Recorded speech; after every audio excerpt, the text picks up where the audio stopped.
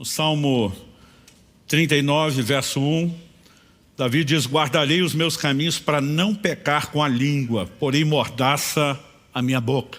Apresentamos no primeiro domingo a ideia de que o profeta Isaías, no capítulo 6 do seu livro, quando ele tem a visão, não apenas da grandeza, da majestade de Deus, mas uma revelação profunda, poderosa da santidade de Deus, como contraste, ele percebe não apenas os seus pecados no sentido genérico, plural, mas ele tem uma percepção profunda de um tipo de pecado, de um departamento específico, os pecados da língua, como nós estamos chamando.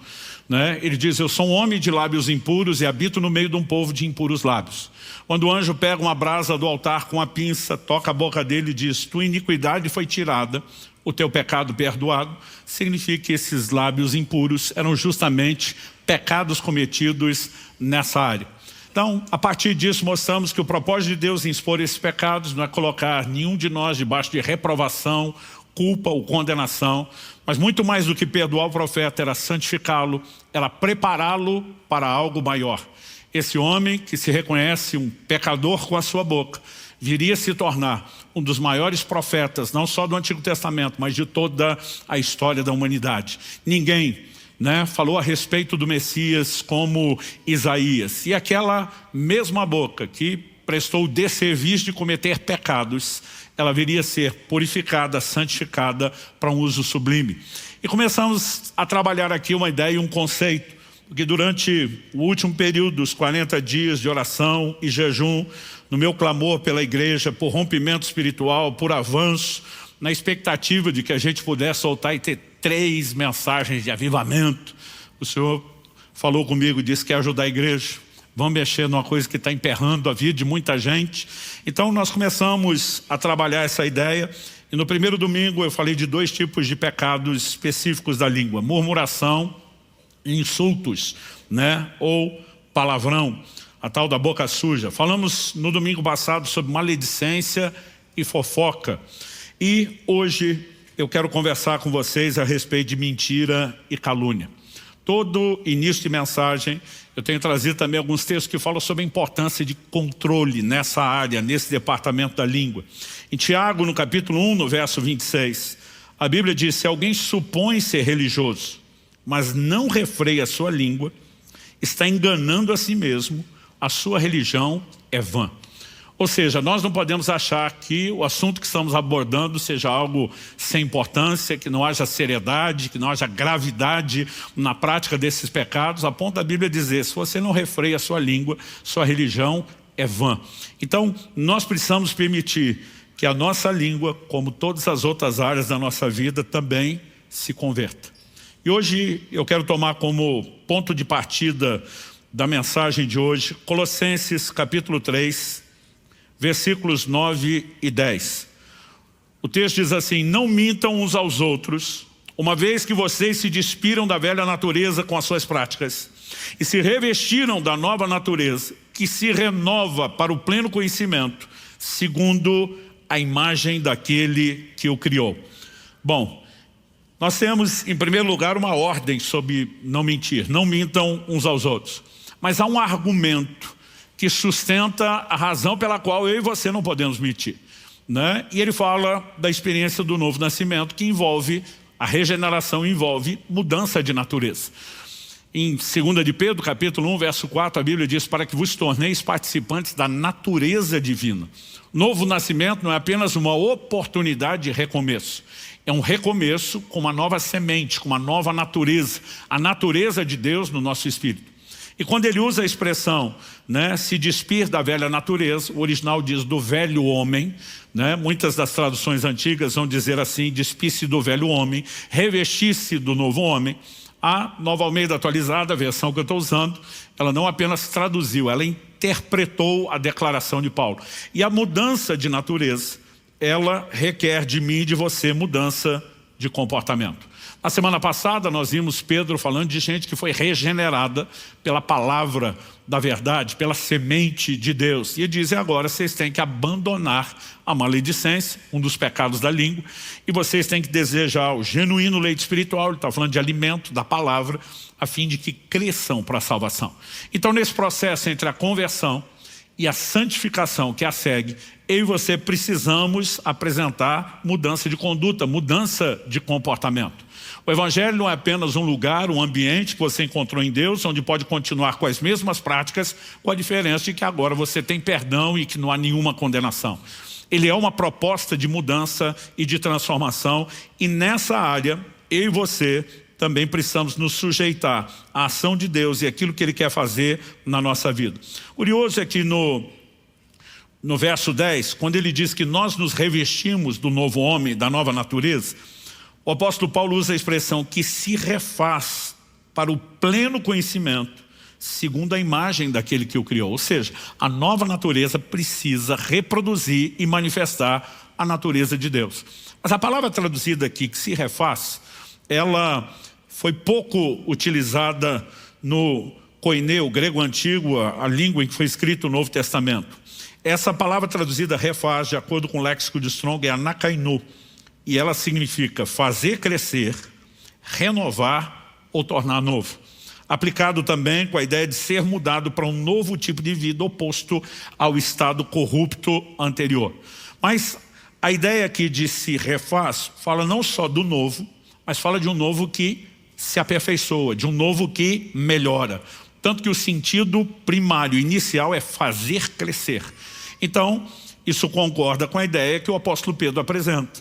Nós precisamos, depois da regeneração, crescer para a salvação, né? Ou seja, a transformação ela é progressiva, ela é gradual, ela não é instantânea, mas nós precisamos ter uma versão cada vez melhor, porque ela será cada vez mais parecida com o nosso Senhor. Quem está entendendo, diga amém. Então, algumas coisas que eu gostaria de trazer sobre o assunto da mentira. Em primeiro lugar, eu vou apresentar aqui como primeiro tópico o problema da mentira. Evidentemente, o que a gente está trabalhando cada domingo para cada uma dessas áreas é que cada uma delas é pecado, né? Mas a gente quer entender também alguns desdobramentos e consequências da gravidade desse pecado.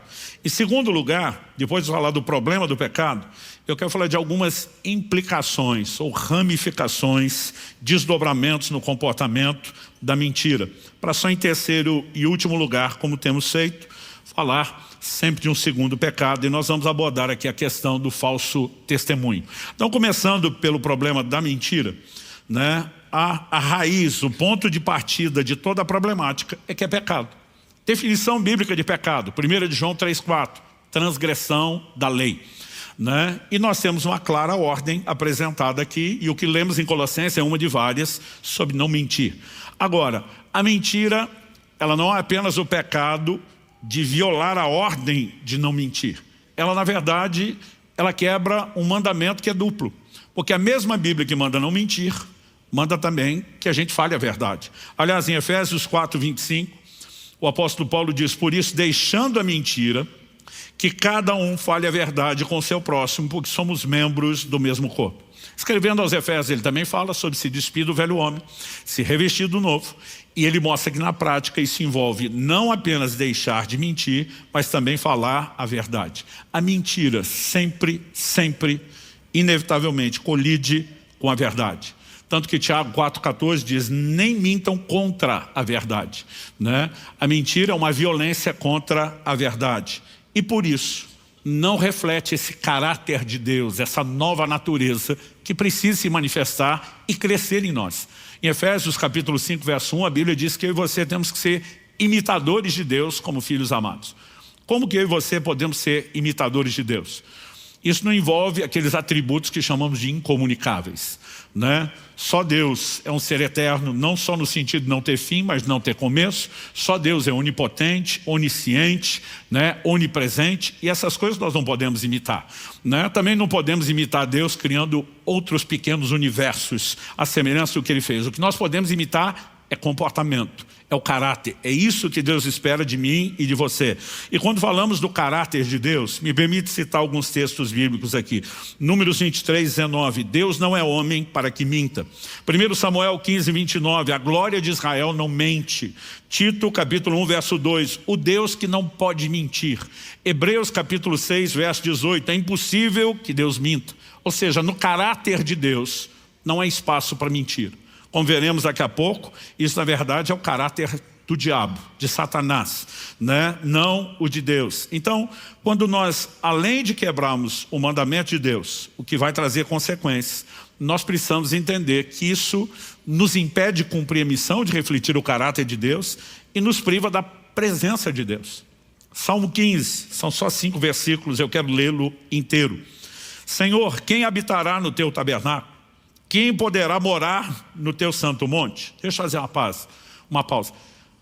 As pessoas não iam poder habitar e morar de verdade no tabernáculo, no lugar da habitação de Deus, no conceito de casa de Deus que tinham do Antigo Testamento. Se um Samuel, que é consagrado a Deus, passou a morar lá, né, esse não poderia ser a realidade de todas as pessoas, nem tinha lugar para todo mundo. Mas a pergunta, quem vai morar, quem vai habitar no teu tabernáculo? Está falando de uma comunhão contínua com Deus. Está falando de um relacionamento. E essa é a ideia do que Deus tem para todos nós. Então ele está perguntando quem pode entrar nesse lugar da tua presença continuamente. Não apenas em cultos, em momentos regulares de adoração. E a resposta vem: aquele que vive com integridade, que pratica justiça, de coração fala a verdade. Aquele que não difama com a sua língua, não faz mal ao próximo, nem lança injúria contra o seu vizinho. Aquele que a seus olhos tem por desprezível ao que merece reprovação, mas honra os que temem o Senhor. Aquele que jura e cumpre o que prometeu, mesmo com prejuízo próprio. Aquele que não empresta seu dinheiro com usura, nem aceita suborno contra o inocente. Quem age assim não será jamais abalado. Essa lista de características daqueles que vão poder entrar no lugar da comunhão, da intimidade com Deus, você percebeu quantas vezes pecados relacionados com a língua são mencionados? O que de coração fala a verdade, aqui já presume que não cabe a mentira, mas na sequência ele vai dizer: o que jura, cumpre o que prometeu, ainda que com dano próprio, com dano pessoal, não vai voltar atrás no que falou. O que não difama com a sua língua, não comete maledicência, como falamos na semana passada, o que não lança injúria contra o seu vizinho, calúnia, falso testemunho, né? Ele vai abordando aqui vários aspectos desses pecados que, se estiverem presentes na nossa vida, vão nos privar de um relacionamento com Deus. Isaías 59 diz que as nossas iniquidades fazem separação entre nós e o nosso Deus, todas elas, mas sempre, à medida que a gente vai olhando, estudando as Escrituras, o lugar, o peso de seriedade, gravidade que os pecados da língua têm, não podem ser ignorados. Eu já vi muito pregador dizer: não tem diferença de pecadinho e pecadão, no sentido de separar o homem de Deus, né, de condenação eterna, não. Mas de gravidade de consequência, evidentemente que isso é inegável. Então, por exemplo, o Senhor Jesus mesmo disse a Pilatos: quem me entregou a ti, maior pecado tem. Quando ele usa a expressão maior pecado, não dá para dizer que tudo é igual. Quando a Bíblia diz lá em 1 Samuel 2 que os filhos de Eli, que o pecado que eles cometiam contra o Senhor era grande, não dá para dizer que é tudo igual no sentido de consequência. Alguns aspectos onde você pode dizer existe uma gravidade, né? Existe consequências diferenciadas, e sempre que falamos dos pecados da língua, eles estão arrolados nas Escrituras entre aquilo que a gente pode dizer que são as piores categorias de pecado. A advertência feita por Jesus também sobre aqueles que não cumprem o que falam. Em Mateus 5,37, depois nós vamos ler esse texto no contexto mais abrangente, mas Jesus diz que a palavra de vocês seja sim, sim, não, não. E diz: o que passar disso vem do maligno. Então vamos olhar para a seriedade do assunto. A mentira é obra do diabo e a advertência bíblica é clara. Efésios 4,27 diz: não deis lugar ao diabo. Né? Quando eu e você cedemos espaço para a prática da mentira nas nossas vidas, nós estamos desconectando de Deus, da expressão do seu caráter, estamos abrindo espaço para a atuação maligna. Pastor, não é exagero falar isso? Não. Em João 8,44, Jesus diz assim a alguns judeus dos seus dias: vocês são do diabo, que é o pai de vocês, e querem satisfazer os desejos dele. Ele foi assassino desde o princípio e jamais se firmou na verdade, porque nele não há verdade. Quando ele profere mentira, fala do que ele é próprio, porque é mentiroso e pai da mentira. Ou seja, se a verdade é a expressão do caráter de Deus, a mentira é a expressão do caráter de Satanás. E Jesus diz: quem mente está agradando o seu pai. A ideia de ser filho na Bíblia, né, fala não apenas de reproduzir a natureza, como também comportamento. Né? Nós não podemos ser inocentes a ponto de achar que a prática do pecado não nos expõe a influência maligna. Falei no primeiro domingo da série, citando o texto de Tiago, capítulo 3, repeti isso semana passada, né? Ele diz que a língua é inflamada pelo inferno. Ou seja, o reino das trevas tenta exercer influência naquilo que eu e você falamos. E pensa num reduto, num lugar de controle, né, que o reino das trevas vai disputar. Até porque Tiago diz, se não tropeçar nessa área, vai vencer nas outras. O que pressupõe, se falhou nessa área, vai desandar a maionese em todas as outras. Né? E nós precisamos reconhecer, a Bíblia fala de influência maligna.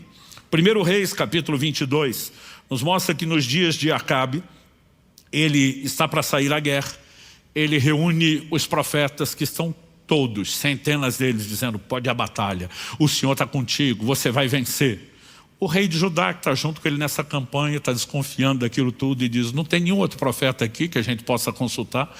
Tem um, mas ele nunca fala o que eu quero ouvir. O rei de Judá, que era temente a Deus, diz, vamos chamar esse. E quando Micaías, o profeta Micaías é chamado e chega, olha o que ele diz. Eu vou ler dos versos 19 ao 23 de 1 Reis 22. Micaías prosseguiu, portanto ouça a palavra do Senhor. Viu o Senhor assentado no seu trono e todo o exército do céu estava junto dele, à sua direita e à sua esquerda. Deixa eu fazer uma pausa. Todo o exército do céu, uma referência aos seres angelicais. Mas quando a Bíblia diz à direita e à esquerda, o conceito que se repete ao longo de toda a Bíblia, recorrente, é grupo bom e grupo ruim. Quando Jesus fala do julgamento das nações, a Bíblia diz que ele vai colocar as ovelhas à direita, os cabritos para a esquerda. É sempre uma divisão que está sendo mencionada com propósito. Então ali você tem anjos eleitos e anjos caídos. Todo o exército do céu, à direita e à esquerda. Então o Senhor perguntou, quem enganará Acabe para que vá e seja morto em Ramote de Gileade? Um dizia uma coisa, outro dizia outra coisa. Então o espírito saiu, se apresentou diante do Senhor e disse, eu o enganarei. O Senhor perguntou como? Ele respondeu, sairei e serei um espírito mentiroso na boca de todos os profetas do rei. As traduções mais antigas dizem um espírito de mentira. Então o Senhor disse, você conseguirá enganá-lo, vá e faça assim. E agora eis que o Senhor pôs esse espírito mentiroso na boca de todos esses seus profetas, e o Senhor declarou que um mal vai lhe acontecer. Aquela é a batalha onde Acabe finalmente é morto, é julgado por todos os seus pecados, mas esse profeta tem uma visão clara, e ele entende. Né? Esse espírito de mentira, você pode ter certeza, não era do grupo dos bons. Né? Mas Deus está expondo Acabe por todos os seus pecados, uma sentença e um juízo maligno. Né? Nós precisamos entender isso. Quando Saul é sentenciado e julgado por Deus, a Bíblia diz um espírito maligno da parte do Senhor. Não quer dizer que o espírito maligno é do time dos céus, mas com autorização, permissão divina, está podendo bagunçar a vida de Saul. Gente, se existe uma definição de um espírito de mentira, a pergunta a ser feita é, quando eu e você nos entregamos a essa prática, a que, espiritualmente falando, nós estamos nos abrindo e nos expondo? Qual tipo de influência? E a Bíblia é clara sobre não dar lugar ao diabo. Além de tudo isso, que acredito já é grave o suficiente, nós temos a condenação anunciada aos mentirosos, que é exatamente a mesma anunciada aos assassinos, aos imorais, aos idólatras. Apocalipse 21:8 diz, quanto porém aos covardes, aos incrédulos, aos abomináveis, aos assassinos, aos imorais, aos feiticeiros, aos idólatras e a todos os mentirosos, a parte que lhes cabe será no lago que está queimando com fogo e enxofre, a saber, a segunda morte. De vez em quando a gente repreende um crente ou outro, ele fala, não, mas é a mentirinha branca. Eu digo, vai nessa. Eu digo, mas vai sabendo para onde você está indo, e qual que é o seu final, e qual que é o seu destino. Não há como tentar ignorar, tapar o sol com a pena. Mas pastor, no mesmo peso de um assassino, há motivos para isso. Um deles é o que Tiago nos diz lá no capítulo 2, versos 10 e 11, que a obediência à lei divina ela não pode ser parcial, não adianta obedecer numa área e tropeçar na outra. Tiago diz, pois quem guarda toda a lei, mas tropeça em um só ponto, se torna culpado de todos. Porque aquele que disse não cometa adultério também ordenou não mate. Ora, se você não comete adultério, porém mata, acaba sendo transgressor da lei. Vamos ampliar o que Tiago falou dentro da lógica dele. Aquele que disse não adultere, não mate, também disse não minta. E de alguma forma a gente acredita que está tudo bem evitar os outros, mas que está tudo bem eu e você brincarmos com a ordem sobre não pecar. E eu quero te dizer, não está bem. E os pecados da língua são considerados nas Escrituras graves. Mas vamos falar um pouco das implicações ou desdobramentos da mentira. A mentira tem ramificações e desdobramentos, incluído o falso testemunho, que eu já vou falar dele. Mas há dois aspectos que, acredito, muitas vezes a gente não está relacionando com a mentira, mas que a Bíblia cria uma relação muito forte. Um deles é a quebra de promessas de uma palavra empenhada, e o outro é a hipocrisia. E se tem um terreno onde a hipocrisia pode ser cultivada, é justamente no ambiente de religiosidade no qual eu e você estamos inseridos. Então, embora a mentira não engane a Deus, Deus conhece todas as coisas, ainda assim Atos 5 vai falar que Ananias e Safira estavam mentindo contra Deus, não que Deus vai cair, né, no conto ou na mentira. Aliás, fico pensando, como é que alguém pode imaginar que dá para mentir para Deus?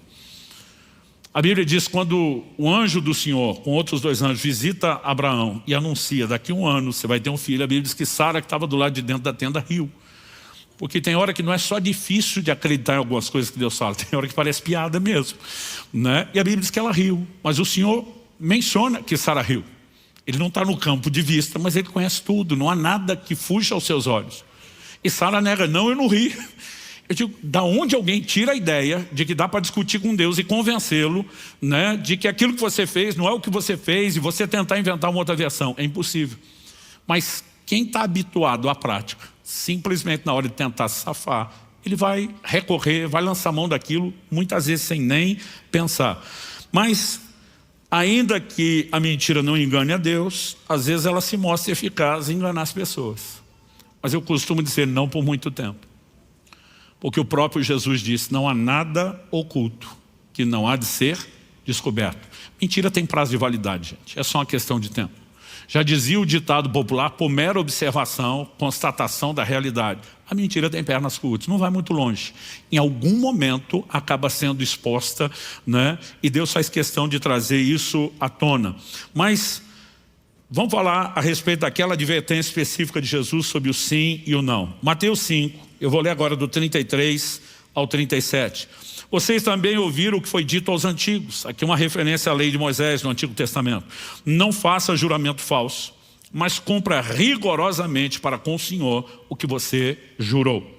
Eu, porém, lhes digo, a nova lei da nova aliança, não jurem de modo nenhum. Nem pelo céu, por ser o trono de Deus, nem pela terra, por ser estrado de seus pés, nem por Jerusalém, por ser a cidade do grande rei. Não jure pela sua cabeça, porque você não pode fazer com que um só cabelo fique branco ou preto. Que a palavra de vocês seja sim, sim, não, não. O que passar disso vem do maligno. Pastor, por que havia o juramento na antiguidade? Porque as pessoas queriam inspirar confiança. Juravam por algo maior, solene, sagrado, para dizer, eu não sou doido de brincar com aquilo que eu estou falando. Jesus está dizendo, lá atrás foi exigido que você cumprisse o juramento. Agora preste atenção, não é para jurar mais. Tudo que sair da sua boca tem que ter peso de juramento. Então não é para ninguém jurar. Se você falar sim, tem que ser sim. Se você falar não, tem que ser não. Eu já falei isso algumas vezes, vou repetir. Talvez o versículo da Bíblia que meus filhos mais ouviram dentro de casa enquanto crescia foi a declaração do Salmo 15, aquele que jura e com dano seu não muda. Falou, tem que cumprir. Não, mas é que eu dizia, não é mais, é uma questão de caráter. Você falou, tem que sustentar. Jesus deu peso ao ensino disso. Os apóstolos replicaram o ensino de Jesus e falavam sobre isso. O que Paulo diz em 2 Coríntios 1, 17 e 18. Ora, ao querer isso, será que agir com leviandade? Ou ao tomar decisões, será que decido segundo a carne? De modo que age em mim simultaneamente o sim, sim e o não, não. Mas como Deus é fiel, fiel com a sua palavra, fiel, né, a ponto de nunca mentir. A nossa palavra dirigida a vocês não é sim e não. O que o Paulo está dizendo é, nós somos imitadores de Deus, nós replicamos o caráter de Deus. Nós não somos loucos de brincar a ponto de ter o sim e o não simultaneamente. Tiago, capítulo 5, verso 12. Tiago é um dos irmãos do Senhor. A Bíblia diz, acima de tudo, meus irmãos, não jurem nem pelo céu, nem pela terra, nem por outra coisa qualquer, mas que o sim de vocês seja sim, que o não de vocês seja não, para que vocês não incorram em condenação. todos os apóstolos, aquela primeira geração de crentes levou muito a sério o ensino de Jesus. O que me faz perguntar, o que nos dá o direito de ficar relativizando isso? Os votos e compromissos de aliança deveriam ser vistos com mais seriedade. Josué, capítulos 9 e 10, não dá para a gente ler a história toda, mas nós temos um episódio específico envolvendo os gibeonitas. Deus tinha exigido, tanto de Moisés como depois de Josué, que eles não fizessem aliança com os cananeus, com os povos da terra prometida. Quando Deus fala com Abraão gerações antes, Deus diz, olha, sua descendência vai ser escravizada, numa terra alheia, distante. Eles vão ficar nessa condição por 400 anos. Só depois disso eu trago eles de volta, porque eu te prometi essa terra. Mas eu não posso tirá-la dos cananeus e te entregar agora. Deus diz assim, a medida da minha ira contra os cananeus não se encheu. Deus diz, eu vou ter séculos de longanimidade, de paciência, mesmo sabendo que eles não vão se arrepender. Eu preciso manter o padrão da justiça. Eu preciso dar-lhes a oferta de misericórdia, a oportunidade de arrependimento. Até que eles esgotem. Deus diz, quando eles esgotarem a longanimidade, eu trago a sua descendência, eles vão ser meu instrumento de juízo sobre esses povos e eu entrego a terra deles a vocês. Então Deus disse, não faça aliança, porque era para exterminar aqueles povos, era para exercer juízo depois de muita longanimidade ofertada. Aí os gibeonitas estão percebendo, Deus está com os israelitas, estão vendo tudo o que está acontecendo, desde a travessia do Jordão, a conquista de Jericó, e eles mandam um grupo de pessoas, se apresentam com uma história diferente. Eles mentiram. Nós viemos de uma terra longínqua, distante. Essas roupas velhas, quando nós saímos, eram novas, as sandálias também. Esse pão velho embolorado era fresco quando nós saímos de lá, nós viemos de muito longe. E ouvimos falar de Deus de vocês, queremos fazer uma aliança. Eles ainda questionam, como é que nós vamos saber se a história de vocês é verdadeira? Não, nós estamos falando a verdade. A Bíblia diz que eles não consultaram o Senhor e fizeram uma aliança.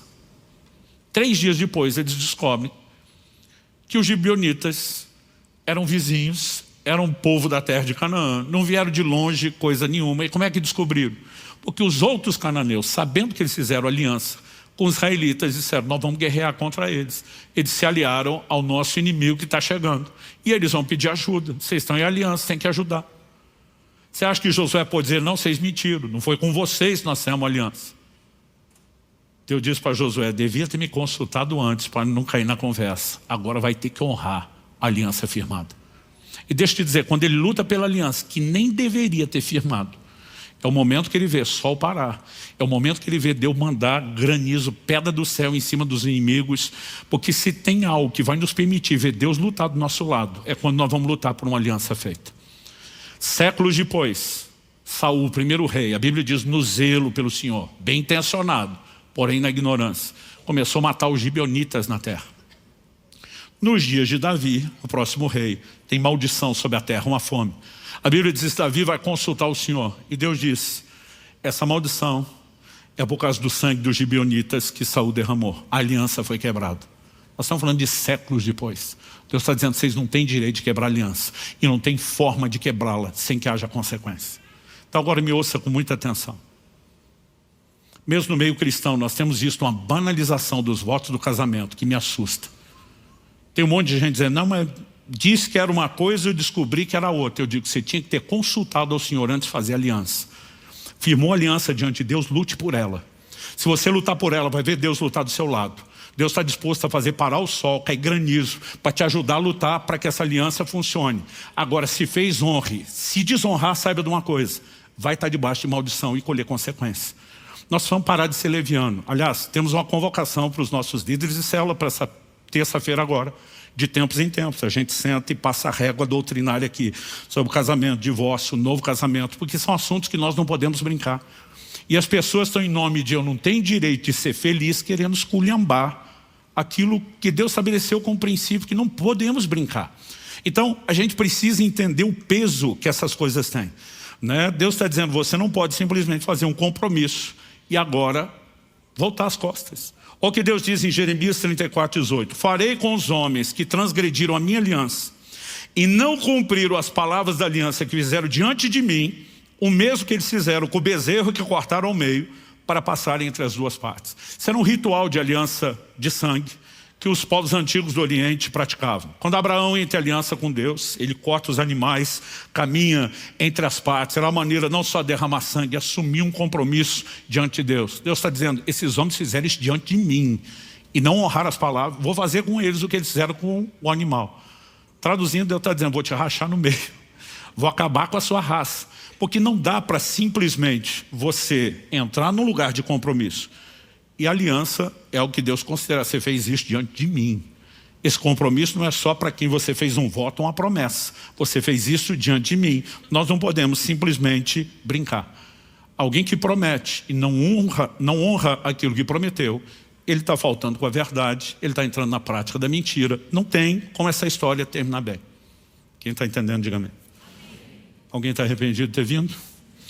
Essa é a última mensagem da série. Gálatas capítulo 2 nos mostra uma outra questão. E agora eu quero entrar no terreno da hipocrisia, da dissimulação.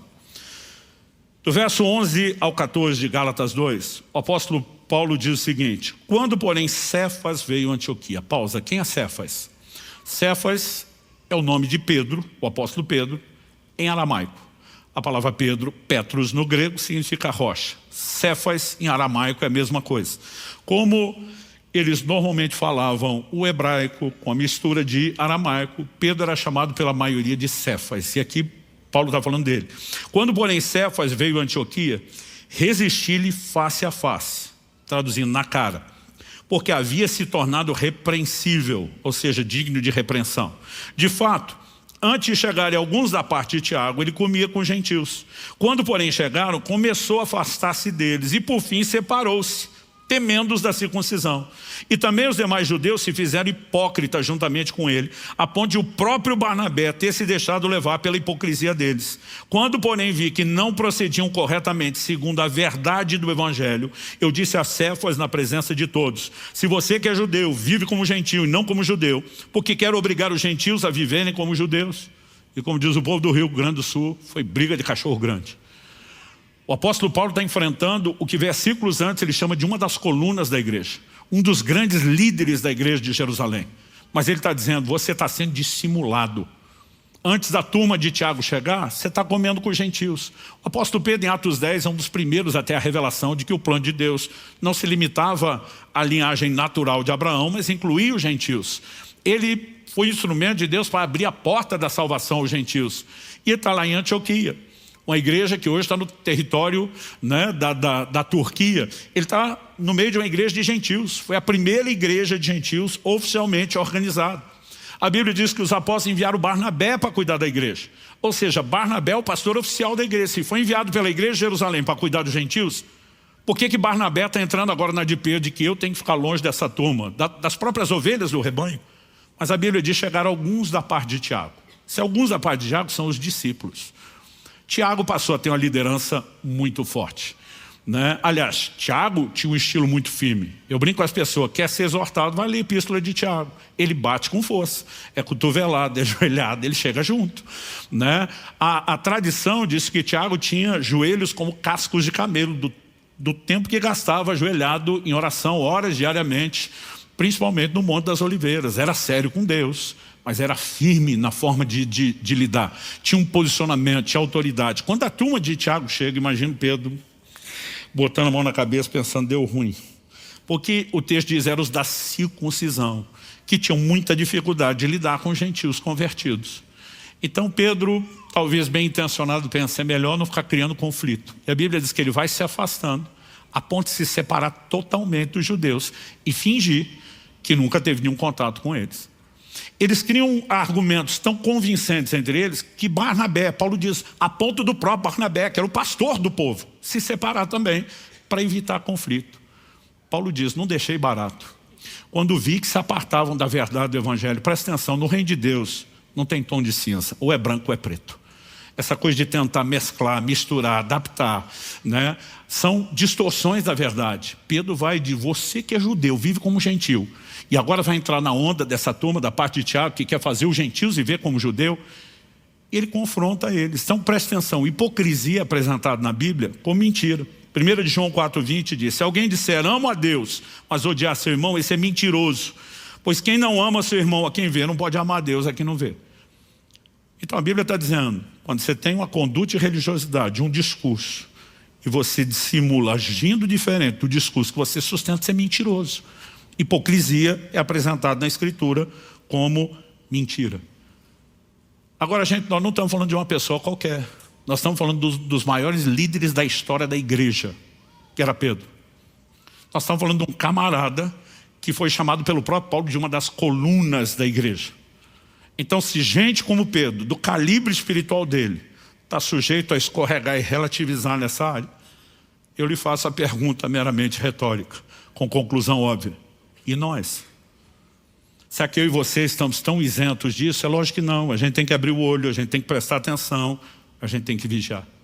A mentira não pode ter nenhuma justificativa para entrar na minha e na sua vida. Pastor, mas nem para ganhar um dinheirinho? Provérbios 21:6 diz, fazer fortuna por meio da mentira é vaidade e armadilha mortal. Vai cobrar a sua conta. Eu e você precisamos aprender a mensurar o ganho real. O ganho real não é o lucro imediato que você pode ter, seguido de perda posterior. É o sorriso no rosto do Nosso Senhor. É refletir o caráter de Deus. É manifestar isso na nossa vida. É construir valores sem ficar dando desculpas. Porque é muito fácil eu e você tentarmos inventar justificativas que aplacam a nossa consciência. Kelly sempre conta uma história do Israel, nosso filho, que um dia chegou em casa e ele estava aborrecido. Que a professora deu uma atividade, ela não conferiu o caderno dos alunos, mas ela só perguntou publicamente, alguém não fez? Meu filho, constrangido por tudo que foi ensinado, levantou a mão e falou, eu não fiz. Ela falou, ponto negativo para você. E ele ficou olhando para todos os amigos que não fizeram, ninguém falou nada, ela não conferiu de ninguém. E ele chegou em casa revoltado. Ele falou, mãe, falar a verdade não compensa. A gente é punido. Minha esposa olhou para ele e falou, não senhor, você foi punido porque não fez o que tinha que fazer. E falar a verdade era mais do que obrigação. Já é ruim não fazer, ainda queria errar da outra forma. Porque é muito fácil você tentar criar situações para dizer, não, falar a verdade é prejudicial. Muitas vezes a gente pode até ser prejudicado por ter falado a verdade, porque já fizemos algo errado. E é melhor não continuar errando. Mas se a gente não cuidar, a nossa mente tem uma capacidade de ceder um engano. E o pai da mentira também é o maior mestre do engano. Eu e você precisamos ser cautelosos. Não deve ter espaço na nossa vida para mentira. Quem está entendendo, diga amém. Aliás, eu digo mais. Provérbios 13:5 diz, o justo odeia a mentira. Ou seja, a gente não deve apenas evitar a prática. A gente tem que tratar isso como algo intolerável, profano. Não pode estar na nossa vida. Terceiro e último lugar, vamos falar da questão do falso testemunho, que é o nono dos 10 mandamentos, do decálogo que Deus por meio de Moisés deu à nação de Israel. Êxodo 20:16 diz, não dê falso testemunho contra o seu próximo. É o nono mandamento. Pastor, qual a diferença entre a mentira e o falso testemunho? O falso testemunho não é mentira? Também. Mas ele não é apenas mentira. Ele é uma mentira agregada de maledicência, né, de intentos injustos contra pessoas inocentes. É uma maneira não apenas de atacar. Existe todo um linguajar técnico. Aliás, no primeiro domingo eu anunciei que o tema da última mensagem seria mentira e calúnia, né? Já mudei calúnia para falso testemunho. Porque quando você olha as definições do nosso Código Penal, tem diferença de calúnia, tem diferença de calúnia para injúria e, né, inclusive para aquilo que eu e você podemos classificar aí com outros nomes como difamação. E os aspectos são, o que eu estou falando, imputa crime ou não imputa crime? É verdade ou não é verdade? É opinião ou não é opinião? Todos vão agredir alguém e quebram um princípio bíblico. Mas acredito que entre as piores práticas está o falso testemunho. Porque o falso testemunho é uma deliberada mentira. Ele viola todos os princípios da justiça porque atribui culpa a alguém que você sabe que é inocente e você não, hipoteticamente, a pessoa que faz isso só o faz para tentar lucrar com a situação. Quando você olha o combo de princípios sendo quebrados, é uma ampliação da mentira, né? Alguns, na cabeça deles, pensam assim, não, mentir apenas para me safar, não quero fazer mal para ninguém, só estou tentando diminuir minha consequência. Mas aqueles que mentem intencionalmente para prejudicar as pessoas e agravam ainda mais o seu pecado. Então o falso testemunho, ele fere pessoas, não apenas na honra, na integridade, nas emoções. Ninguém quer ser vítima de falso testemunho, de calúnia, né, de injúria. Provérbios 25, 18 e 19 diz: martelo, espada e flecha aguda é o que levanta falso testemunho contra o seu próximo. Todas as coisas que ferem e machucam. Na sequência, o verso 19 diz: como dente quebrado e pé sem firmeza, assim a confiança numa pessoa desleal em tempo de angústia. Ou seja, de novo, a Bíblia apresenta esse tipo de comportamento, quando fala da pessoa desleal, como um desvio de caráter. Nós também precisamos entender, gente, que falso testemunho não é veredito. Quando você olha para o próprio Jesus, né? Aliás, eu reparei bastante lendo os evangelhos, não só os evangelhos, mas na leitura bíblica que eu gosto de fazer durante esse tempo de jejum e oração, quando preparava essas mensagens, fiquei de olho em quase tudo que a Bíblia dizia, né, sobre os pecados da língua. Mas também me chamou muito a atenção o quanto Jesus foi alvo de maledicência, né, de calúnia, de injúria, de difamação. É uma coisa assustadora o volume de registros que nós temos das pessoas falando contra Jesus. Mateus 26, 59 e 60 diz assim: os principais sacerdotes e todo o sinédrio procuravam algum testemunho falso contra Jesus, a fim de o condenar à morte. E não acharam, apesar de terem sido apresentadas muitas testemunhas falsas. A Bíblia diz que Pilatos sabia que o entregaram por inveja, sabia que estava mentindo. Eles estão manipulando gente, vamos dar um jeito, né, de acabar com esse cara. Então, nós não podemos simplesmente olhar para o falso testemunho e dizer isso é veredito. Não é. E caso se torne veredito em um tribunal humano, porque há exemplos bíblicos de falsas testemunhas se reuniram. No Antigo Testamento, Deus dizia que toda a questão seria decidida pela boca de 2 ou 3 testemunhas. É por isso que ele advertia muito contra o falso testemunho, falava contra as consequências que teriam aqueles que fizessem essa prática.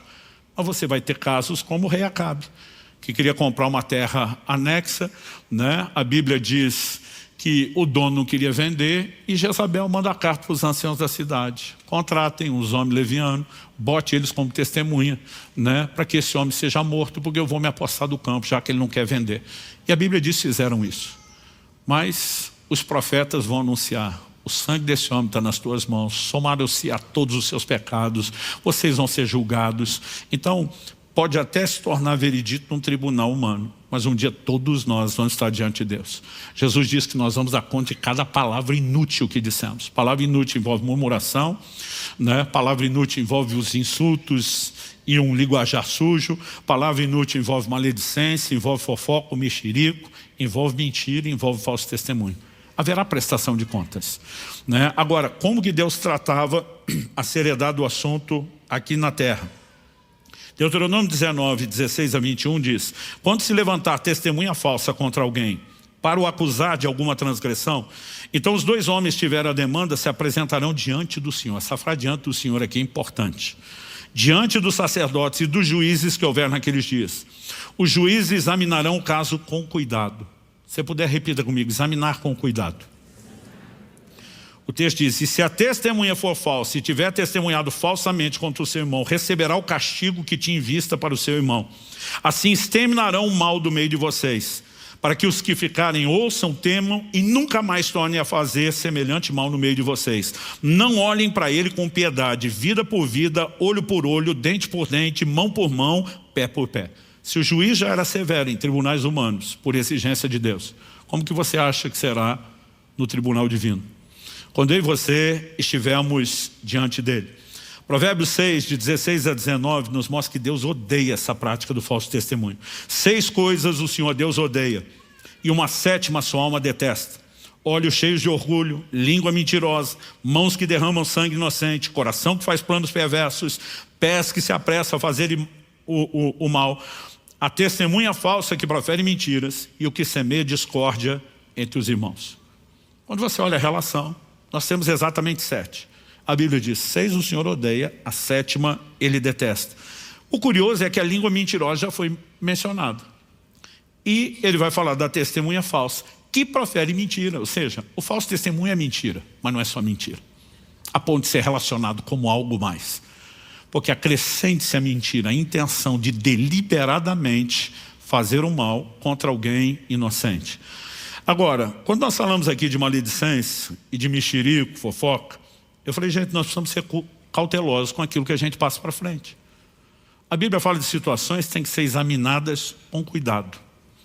Nós falamos semana passada que a Bíblia fala de um ambiente onde o que é errado tem que ser denunciado, mas tem que ser denunciado em fóruns competentes. Então Paulo diz para Timóteo, que era um supervisor, um bispo sobre outros, ele diz, não aceite acusação contra presbítero, a não ser por 2 ou 3 testemunhas. Então eles tinham o disque denúncia, tinham situações de vamos apurar a conduta de líderes, e se não estiverem agindo de acordo, vão ser disciplinados. Porque aquilo que é errado não se varre para debaixo do tapete, mas se trata em canais apropriados. Agora, quando alguém, em nome de a verdade tem que ser dita, a denúncia precisa ser feita, o espírito profético precisa estar presente, ela, em vez de tentar resolver o problema, simplesmente só quer propagar isso, ela está errando tanto quanto a pessoa que ela está tentando expor, se é que essa pessoa de fato errou ou só está supostamente tendo uma situação que foi mal examinada. Então, eu e você precisamos nos questionar a quem nós estamos nos colocando a serviço. Provérbios 12:17 diz, quem diz a verdade favorece a justiça, mas a testemunha falsa está a serviço da fraude, da mentira, ou do pai da mentira, que é Satanás. Não existe meio termo, gente. Não há como eu e você simplesmente olharmos para isso e dizer, está tudo bem, está tudo tranquilo. Então, Jesus disse que haverá recompensa, né? Nós precisamos entender que Ele tanto vai responsabilizar todos os que mentiram com falso testemunho, e quando você simplesmente acredita numa falsa testemunha, sem a investigação, o exame apropriado e repassa, você se tornou cúmplice. Ah, mas a falsa testemunha estava mentindo porque queria, eu acreditei nele. Você é a falsa testemunha bem intencionada, diferente da que está sendo mal motivada, mas se tornou cúmplice. Nós falamos semana passada que se não há lenha, o fogo se extingue. E que todos esses pecados da língua, eles têm que ser extintos, não só da nossa vida. Mas a gente não pode emprestar o ouvido a outros, né? E nem faltar com a repreensão que é necessária. Agora, o que é que eu e você devemos fazer? Decidimos, não vamos praticar nem maledicência, nem mentira, nem calúnia, nem injúria, nem falso testemunho, mas estão fazendo isso contra mim, contra você. O que é que eu e você deveríamos fazer? Jesus nos ensinou de 2 maneiras. Em primeiro lugar, eu falei isso semana passada, pelo exemplo. 1 de Pedro 2:21 diz que ele nos deixou exemplo de sofrimento para que a gente siga os seus passos, suas pegadas. Que sofrimento? Eu e você não vamos morrer para salvar o mundo. Não é esse sofrimento que a Bíblia está dizendo. A Bíblia vai explicar qual. Ele, quando injuriado, né, ou difamado, não retribuía com injúria, né? Quando difamado não fazia o mesmo, mas se entregava àquele que julga retamente. Um dia Deus vai expor toda a mentira, e aí você precisamos nos entregar a Ele. O erro dos outros não justifica o nosso, a maledicência dos outros não justifica a nossa, né? O falso testemunho de outros contra nós não nos dá o direito de nos rebaixar ao nível de velha criatura, né, de influência do pai da mentira que eles estão tendo. Nós precisamos nos entregar a um juiz. Jesus nos ensinou isso, por exemplo, mas Ele também nos ensinou por orientação específica. Mateus 5:11-12. Bem-aventurados são vocês quando por minha causa os insultarem, os perseguirem, mentindo, disserem todo o mal contra vocês. Alegrem-se e exultem, porque é grande a sua recompensa nos céus, pois assim perseguiram os profetas que viveram antes de vocês. Jesus nos chama a um posicionamento de alegria. Fala sério. Eu lembro quando meu filho Israel começou o período de corte, de romance oficial com a Priscila, que é filha do meu pastor Weibe. E um dia, né, eles fizeram posts, estavam juntos, mal se tocaram na foto, estavam juntos na casa de oração lá nos Estados Unidos. A gente não deixava esses dois ficar sozinhos, até pela questão do bom testemunho que precisam dar, não só por controle. Havia todo um zelo. Alguém entra na foto que a Priscila postou e começa a esculhambar. Se fosse um de nós, já estava em disciplina. Mas os filhos dos poderosos podem fazer o que quer. Pensa na treta, confusão. Aí os que estão querendo ajudar entram para defender, o negócio só piora. Quando aquele viu o que estava acontecendo, ligou para Priscila, falou: Priscila, você viu o tumulto que está no post? Ela falou assim: eu vi, você não vai deletar? Ela falou: eles devem ter o direito de falar o que eles acham e pensam. A Kelly falou assim, seus pais estão sabendo, para tipo assim, será que eles não vão dar o mesmo conselho que a gente, para pelo menos você deletar esses comentários e evitar que a confusão continue? Né? Falei, não, a gente já conversou. Foi ela que falou com os pais ou foi você mesmo? Foi ela. E, inclusive, na hora eles estavam em viagem, estavam num hotel, e eles me disseram o que eles fizeram. Eles deram a mão e começaram a pular, dançar e fazer festa diante de Deus. A Kelly falou para mim, nós não somos crentes. Nós estamos aqui doidos para abafar a confusão e evitar que o mal, mas a gente não conseguiu, né, se alegar. Não é a resposta natural humana. Normalmente que nós vamos ter indignação. Indignação vem do fruto de que nós damos valor à integridade, sim, mas vem também de muito orgulho que nós temos da nossa própria integridade. E a gente precisa aprender a morrer. A gente não pode estar pregado na cruz com velcro, como eu falei semana passada, que está fácil aí. Agora Jesus falou, o motivo de alegria não é o mal que estão falando contra você. É saber que se você é inocente e não jogou o jogo, você vai ser galardoado e recompensado por Deus. Mas é saber também, quem está falando mal, você não precisa se defender. Um dia haverá juízo, tudo será exposto. E doido é aquele que acha que pode inventar uma história diferente, mesmo sabendo que um dia vai estar diante daquele que conhece todas as coisas, né? Então nós precisamos ter claro isso no coração. Haverá recompensa para quem mente, para quem dá falso testemunho, mas também as vítimas que não se defenderem e a semelhança de Jesus se entregaram ao que julga retamente, serão julgadas e defendidas por Deus. Basta eu e você mantermos a consciência limpa. Paulo diz em Gálatas 1:20, ora, a respeito do que estou escrevendo a vocês, afirmo diante de Deus que não estou mentindo. Né? Paulo está dizendo, eu envolvo o nome do Senhor, o justo juiz, aquele que conhece todas as coisas. É para Ele que eu vou prestar conta. Eu não sou louco de brincar com Ele. Quer confiar? Confie. Não quer? O problema é de vocês. Mas o importante é que eu e você estejamos com a consciência tranquila. Para encerrar, eu quero só destacar um pouquinho mais a gravidade desse pecado, do falso testemunho. Através do profeta Jeremias, Deus diz, Jeremias 6:28, todos, está falando da nação de Israel, todos são mais do que rebeldes e andam espalhando calúnias. Deus diz, eles não são só rebeldes, estão em outro nível. Rebelde está aqui. Eles conseguiram ganhar dos rebeldes. Eles espalham calúnias. Gente, rebeldia já não é algo que você possa olhar e dizer é simples. 1 Samuel 15:23, o profeta Samuel diz da parte de Deus para Saul que a rebelião é com pecado de feitiçaria. Então o cara está no nível rebeldia, já está igualado ao feiticeiro, aos olhos de Deus. Agora, quem é mais do que rebelde, está pior que o feiticeiro. E Deus diz, o que espalha calúnias é mais do que rebelde. Nós não podemos simplesmente ignorar isso. Então, eu quero concluir, não só a mensagem de hoje, mas a série, chamando a pensar em algo que Deus tem falado muito forte comigo.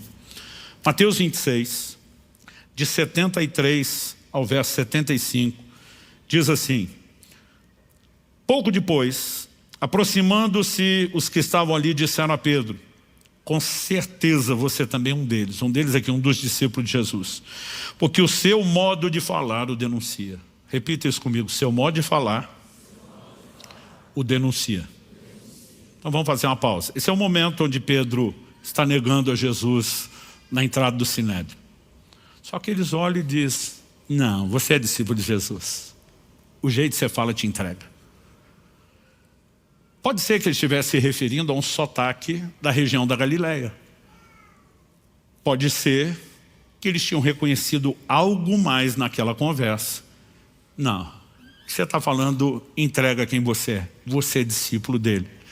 Pedro, que quer insistir na mentira, em negar a Jesus, o texto diz assim, então ele começou a praguejar e a jurar, não conheço esse homem. Basicamente vocês acham que eu estou falando como um discípulo dele?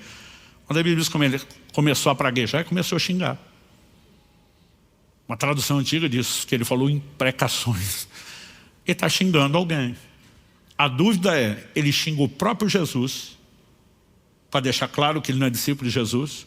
Ele xinga as pessoas que estão falando, para mostrar, já que está dizendo que meu modo de falar me denuncia, vê se isso é linguajar de um discípulo dele.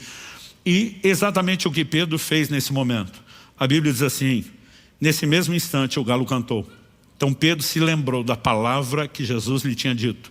antes que o galo cante, você me negará 3 vezes. E Pedro, saindo dali, chorou amargamente. De novo, nós estamos falando de um camarada que Deus está investindo, como ele fez com Isaías, para ser um dos grandes profetas. Pedro seria um dos maiores líderes da história da igreja. E aí nós temos o Pedro vacilando na tal da área. Seu modo de falar te denuncia. A gente consegue saber muito sobre alguém por aquilo que ela fala. Jesus diz, a boca fala do que está cheio o coração. Me assusta quando eu me sento, não só com gente que se diz cristã, mas principalmente com gente que diz ser líder ou até mesmo pastor. Esse cara fala de tudo menos na Bíblia, fala de tudo menos do reino de Deus, fala de tudo menos de Jesus. E eu fico me perguntando o que está enchendo o coração dessa pessoa. Mas a maneira como falamos não só transborda o que está dentro, mas o palavreado nos expõe, nos denuncia. As pessoas podem saber que somos discípulos de Jesus ou podem se convencer que nós não somos pela maneira de falar. Graças a Deus que assim como no caso de Isaías, Deus não expõe, Jesus não revelou antecipadamente o que Pedro faria, não gerou esse contraste, né, que ele precisava com a constatação do canto do galo, porque queria reprová-lo ou condená-lo, mas porque queria aperfeiçoá-lo. Mas assim como Pedro vai chorar amargamente, precisa entrar num profundo processo de arrependimento, assim como Isaías se arrependeu, eu e você também precisamos nos arrepender. E nós não podemos ignorar, termino com isso, que os pecados da língua, todos eles que mencionamos aqui, eles trazem condenação. Primeiro domingo eu falei de murmuração e insultos.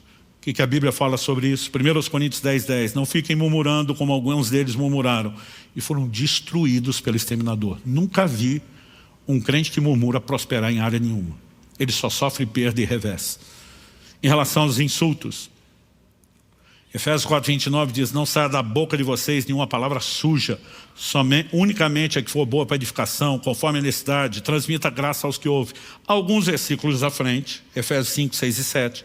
Não se deixe enganar com palavras vazias, porque a ira de Deus vem sobre os filhos da desobediência por causa dessas coisas. Na lista, o palavreado sujo. Portanto, não participem daquilo que eles fazem.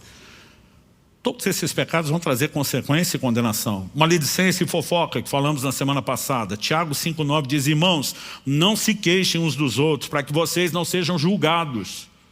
Eis que o juiz está às portas. Está falando da volta iminente de Nosso Senhor. Em relação à fofoca, nós mencionamos semana passada Levítico 19, 16 e 17. No 16 a Escritura diz, não ande com mexeriqueiro no meio do povo, nem atente contra a vida do seu próximo. No 17, mas repreenda-o e não incorra em pecado por causa dele. Nós falamos de gente que está pecando não é com a boca, é com o ouvido. Porque está se associando a quem está pecando com a língua. E está pecando por cumplicidade. Em relação ao que falamos hoje, mentira e falso testemunho. Tiago 5,12. Acima de tudo, meus irmãos, não jurem nem pelo céu, nem pela terra, nem por outra coisa qualquer, mas que o sim de vocês seja sim, que o não de vocês seja não. Eu li esse texto, mas vou enfatizar agora. Para que vocês não incorram em condenação. E quando falamos do falso testemunho, Provérbios 19:5, a falsa testemunha não ficará impune. O que profere mentiras não escapará. Não há como insistir nessas práticas e não colher os frutos. Mas Pedro se arrependeu e pôde mudar o jogo. Assim como Isaías se arrependeu e pôde mudar o jogo. Assim como eu e você precisamos nos arrepender. Porque se gente do calibre de Isaías e Pedro escorregava nessa área, a pergunta não é se eu e você escorregamos, é o quanto nós temos que arrumar em quantos desses pecados. Mas nesse processo, Deus não quer apenas nos levar ao perdão, mas como eu falei anteriormente, nos conduzir à santificação. Pastor, o que fazer agora? Como que eu ajo com tudo aquilo que a gente aprendeu aqui? Em primeiro lugar, evite a mentira e o falso testemunho, como os outros pecados da língua, a partir de agora. Segundo, fale a verdade. Não só a partir de agora. Talvez até sobre mentiras que já foram contadas e que você talvez precise consertar. Encha-se da palavra. Se tem algo que repetidas vezes é chamado na Escritura de a verdade, é a palavra de Deus. Impossível seu coração estar cheio da verdade e você falar algo diferente. Nós vimos que há uma ordem para que o cristão se encha da palavra e uma justificativa. Jesus diz em Mateus 12:34 que a boca fala do que está cheio o coração.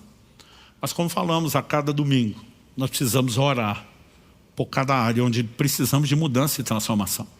Jesus nos ensinou vigiai e orai para que não caiam em tentação.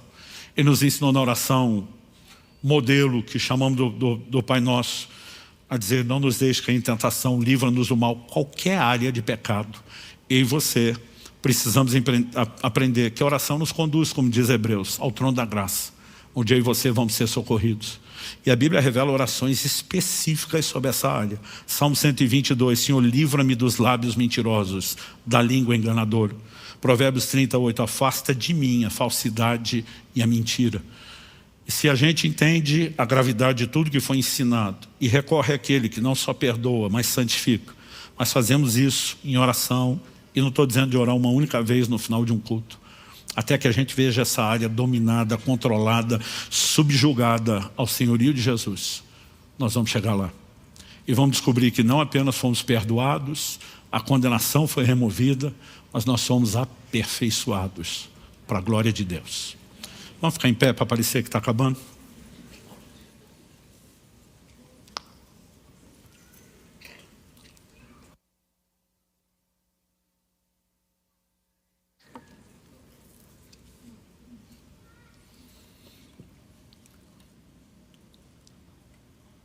Meu Deus, eu oro com cada um dos meus irmãos e irmãs, os que estão conosco nessa reunião presencial, aqueles que nos acompanham online, seja nesse momento ao vivo ou posteriormente no formato gravado. Eu oro que a mão do Senhor se estenda sobre cada um. Eu oro que a graça do Senhor se manifeste nas nossas vidas, não apenas para nos guiar aquela clara compreensão que conduz ao arrependimento, que nos permite enxergar com clareza nossos erros e pecados, mas também ter aquela atitude de não permanecer contente com essas práticas. E nós oramos que o Senhor nos conduza não apenas ao lugar de perdão, mas como temos declarado em cada um desses domingos, ainda a brasa no teu altar para santificar cada um de nós.